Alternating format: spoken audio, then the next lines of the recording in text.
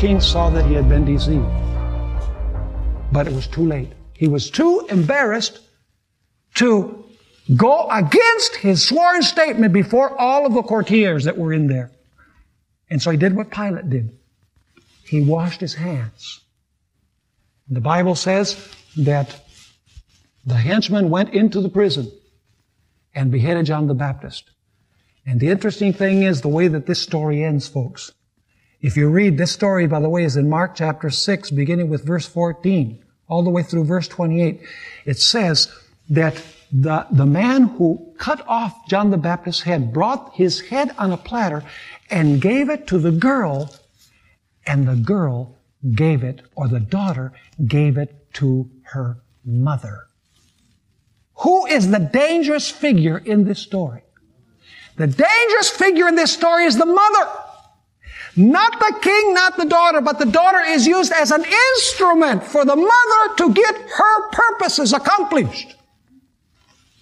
Let me ask you, does the harlot of Revelation 17 have daughters? She's called the mother of harlots and the fornications of the earth. Are her daughters going to do her bidding? They were born from her in the 16th century.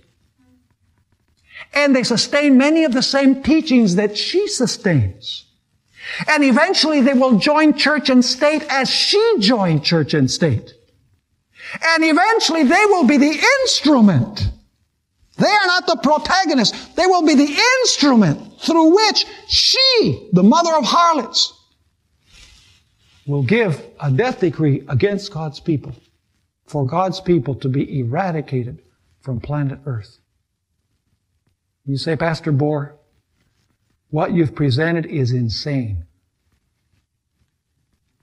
It could never happen in these United States of America. Let me tell you, folks, in a time of severe crisis, natural disasters, a collapsed economy, crimes such as never has been seen before, nations do very strange things. And they have a tendency to look for a scapegoat for what is happening. And you know, when I sit down and I think about these things, I'm saddened.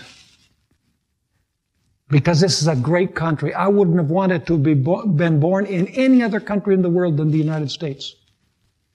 Not because it has more people or has more money or because its scenery is more beautiful. No, but because of the wonderful principles upon which this country was established. And when I think that the United States is going to repudiate those principles, I'm deeply saddened. What could have been and wasn't. Now the question is, what religious observance is the United States going to enforce? You say, it's going to enforce religion and it's going to prohibit the free exercise of religion. So what religious observance or observances is the United States going to enforce contrary to its principles? Would you like to know? Well, all I can say is don't miss the next exciting episode. Allow me just to say that in our next lecture, we're going to talk about the number of the beast. Fascinating study. It's the number of his name, the Bible says. You say, how do you get a number from a name? We're going to talk about that tomorrow. And it's going to be a fascinating subject. And I hope that you'll make it a point to come.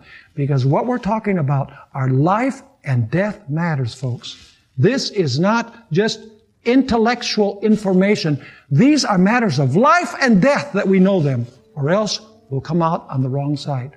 I pray to God that we will choose to be on the right side.